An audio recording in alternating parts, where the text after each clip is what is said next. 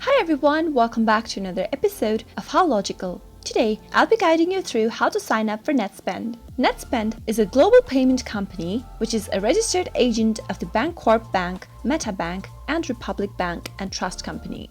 In order to sign up for Netspend, go click open your web browser and type in netspend.com and search. Doing this will take you to its official website. To log into your account, if you already have an account, you can tap on the login button at the upper right and then log into your account by entering your credentials. In order to sign up, go ahead and enter your first name in the text field, your last name, and then your email address. Let us start by typing in the first name. Now move on to the next field and type in the last name and then enter an email address. Make sure to enter a valid email address that you have access to and click on continue. Now enter your street address or your apartment number. Now type in your zip code on the next.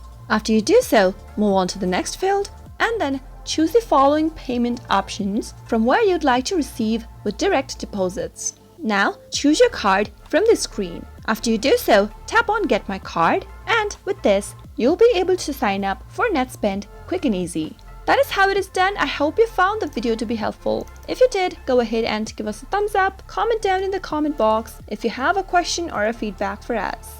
I'll soon be back with more tutorial episodes. Goodbye till then.